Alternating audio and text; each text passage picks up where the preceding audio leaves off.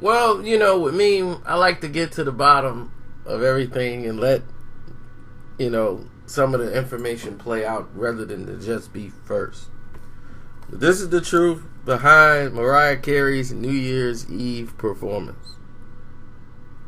Listen, I was out trying to enjoy my New Year's. And people are blowing my phone up talking about, you gotta talk about Mariah Carey. I'm like, dude, I'm out for New Year's. I'm done. I sent y'all a video and everything. That was the last video I made in 2016.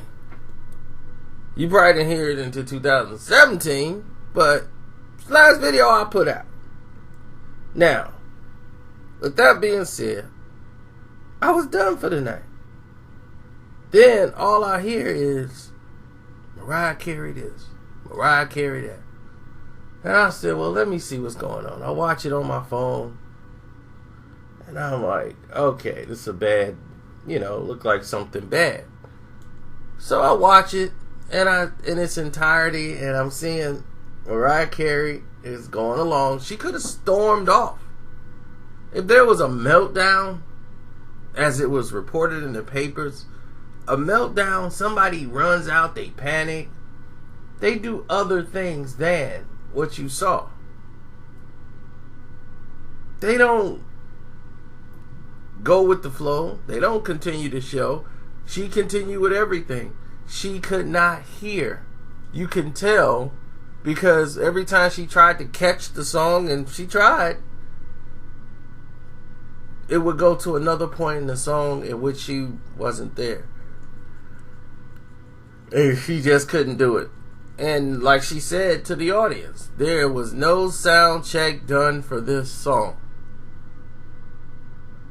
Now she did the other song and everything was basically okay. It was only that song for Emotional where they had technical difficulties. But Jenny McCarthy, who was a co-host for the show, came out, defended the show, and said that Mariah Carey's middle ear went out, and it's very scary when your middle ear goes out on you. And not saying that it was the fault of Dick Clark Productions. So when Mariah Carey come out and said she was sabotaged by Dick Clark Promotions,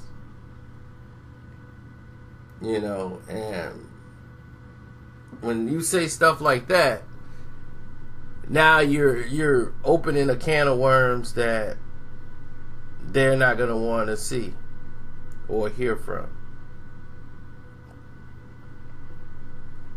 How could I put this? Dick Clark Productions, right, is trying to rebuild himself. They're basically only 1 month into their new owners. Working. They've been bought out by China. Okay, the China Water Group bought them out for $1 billion back in November, and since then, it's been an influx of new people, new equipment, new everything coming around and trying to revamp Dick Clark Productions into the fold of being a staple and not something that's like a dinosaur. They're trying to bring it into the new millennium with new acts and, trying to revamp it. But what they've done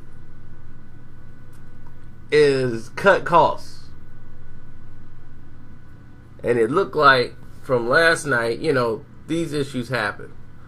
But what you saw was an immediate media attack of Mariah Carey. Everyone, her epic meltdown. The other day, she was at a weed dispensary. The other day, so you kind of raise your eyebrows and say, wow, maybe this was a sabotage. I don't know if they have a problem with UTA, United Talent Agency, because they bought the talent agency group that used to own Michael Jackson, Ringo, and, they bought out, which owned Mariah Carey, basically. So I don't know if this is a UTA problem with the Water Group, if it's a little bigger than that, but she's definitely being made out to be a scapegoat. Now, when you make somebody out the scapegoat, you better make sure you got it right. But it's like she's open game because everyone would believe it if you just say, oh, Mariah Carey did this. Oh, Mariah Carey did that. Then people go, yeah, I know. She did it. Yeah, she did it. So when you go in that direction, this is the results. Now, Mariah Carey got paid. I guarantee you that. She's going to get paid. Nobody's going to ask for no money back. The crowd was happy with what happened. If there was a meltdown, she would have ran off the stage. She handled it like a professional. She did her job. She got off the stage. And you want to besmirch her name and everything after the fact? Yeah, I don't know. Something went wrong.